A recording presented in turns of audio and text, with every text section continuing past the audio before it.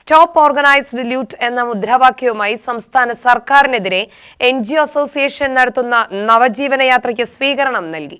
ഈ 810 എന്ന് പറയുന്നത് 687ലേക്ക് അതിനെ കൊണ്ടെത്തിയത്. കേന്ദ്രത്തിലെ GST പാടില്ല എന്ന് പറഞ്ഞ ഉത്തരവുള്ളപ്പോൾ ഇവിടെ കേരളത്തിലെ സർക്കാർ ജീവനക്കാരുടെ മേഖലയിലേക്ക് മുന്നോട്ട് പോയത്. അങ്ങനെ ഒട്ടനവധി. ആലത്തൂരിൽ നടന്ന സ്വീകരണം ജില്ലാ പഞ്ചായത്ത് അംഗം KG എൽദോ ഉദ്ഘാടനം ചെയ്തു.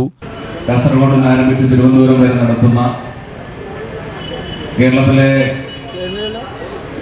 ഏറ്റവും ശക്തമായിട്ടുള്ള സർക്കാർ മേഖലയിലെ തൊഴിലാളികളുടെ ജീവനക്കാരുടെ ഏറ്റവും വലിയ സംഘടനയായിട്ടുള്ള NGO അസോസിയേഷൻ നേതൃത്വത്തിൽ നടത്തുന്ന ജാഥയുടെ പാലക്കാട് ജില്ലയിലെ അവസാനത്തെ സ്വീകരണ പരിപാടിയാണ് ഇന്നിവിടെ നടക്കുന്നത്.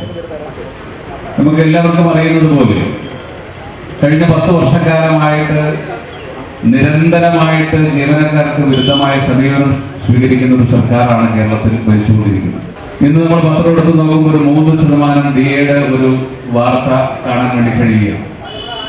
കഴിഞ്ഞ 5 വർഷക്കാലമായിട്ട് നിരന്തരമായി ലഭിച്ചുകൊണ്ടിരിക്കേണ്ട DAക്ക് കുടിശ്ശികയായി നിൽക്കുമ്പോൾ തെരഞ്ഞെടുപ്പിന്റെ ദിവസങ്ങൾ മാത്രം മുമ്പ് നിൽക്കുന്ന പുറത്തേക്കുള്ള ബഡ്ജറ്റിൽ പ്രഖ്യാപിച്ചതിന് അതിന് അനുസൃതമായിട്ടുണ്ട് 3% DA ഇന്ന് പ്രഖ്യാപിച്ചതിന്റെ വാർത്താപത്രത്തിൽ കാണുമ്പോൾ അത് ഒരുപക്ഷെ എനിക്ക് തോന്നിയിട്ടുള്ള നാടൻ ഭാഷയിൽ പറയുമ്പോൾ ഈ പൂച്ചയൊക്കെ ചെറിയ മീൻ കാണിച്ചിട്ട് ഉണക്കമീൻ കാണിച്ച് പൂച്ചയെ പറ്റിക്കുന്ന രൂപത്തിലുള്ള അത്തരത്തിലുള്ള പ്രവർത്തനങ്ങളാണ് കേരളത്തിലെ ഗവൺമെന്റ് സ്വീകരിച്ചു മുമ്പോട്ട് പോകുന്നത്.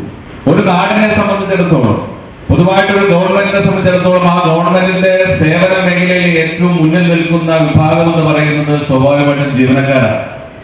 സംസ്ഥാന ജനറൽ സെക്രട്ടറി B. സുനിൽകുമാർ മുഖ്യാതിഥിയായി. ജില്ലാ secretary Gopidas, VP bobbin, Umashankar തുടങ്ങിയവർ സംസാരിച്ചു. സംസ്ഥാന പ്രസിഡന്റ് M. ജാഫർ ഖാൻ നയിക്കുന്ന യാത്രയ്ക്ക് നെന്മാറയിലും ചിറ്റൂരിലും സ്വീകരണം നൽകി.